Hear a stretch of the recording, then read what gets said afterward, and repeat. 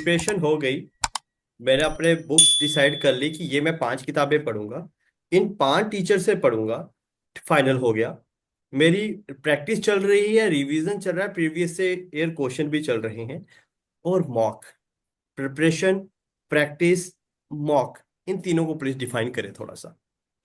जी। अब जैसा कि सबसे पहले जैसा कि मैं बताया था कि आप सब्जेक्ट को टारगेट करिए। अब कई बार हमारे साथ होता क्या है, जैसे कि कई बार हमने सिलेबस पे छोड़ दिया, थोड़ा थोड़ा हम सोचा शॉर्ट में पढ़ने इसको। अब कोई क्वेश्चन हमने प्रीवियस किया, अब वो क्वेश्चन हमारे कंटेंट से बाहर, फिर अब हम टाइम अपना बहुत खराब करेंगे उस क्वेश्चन के चक्कर में, क्योंकि वो हमारे सिलेबस में नहीं है।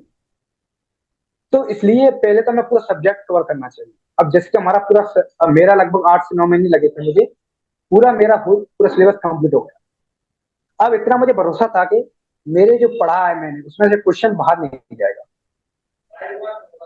अब क्योंकि मेरा क्वेश्चन बाहर नहीं जाएगा, अगर एक दो क्वेश्चन जाते भी हैं तो उससे कोई फर्क नहीं पड़ना चाहिए।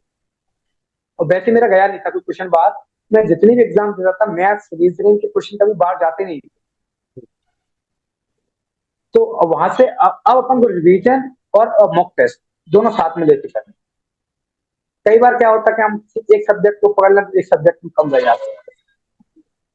और ड्यूरिंग आपकी पूरी तैयारी के दौरान आपको डिमोटिवेशन तो हमेशा रहेगा। कभी आपको लगेगा यार अब तो हम फाड़ देंगे, रैंक वन हमारी आएगी। कभी आपको ऐसा लगेगा यार सिलेक्शन होगा कि नहीं होगा। तो ये है हम्म। कि आपका जब तक फाइनल रिजल्ट नहीं आ जाता, तब तक आपको लगता ही रहेगा कि आपका सिलेक्शन होगा या नहीं होगा, रैंक आएगी या नहीं आएगी। ये मैं डाउट सही कर आपके रहा हूँ मन या में गलत रहेगा कर ही। रहा हूँ? आप जी जी, आप कितना भी पढ़ लें, आपके मन में डाउट हमेशा ही रहेगा ये।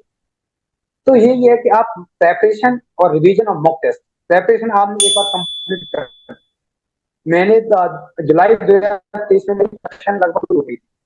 उसके बाद से लगभग 1.5 साल हो गया मैंने एक सिंगल क्लास नहीं ली किसी भी सब्जेक्ट की। अब मैं प्रिपेयर उस हिसाब से करनी, फॉर एग्जाम्पल कि मैंने मैथ्स का कोई चैप्टर की क्लास ली, मान लो 20 क्लास है, 20 क्लासेस मैंने ले ली।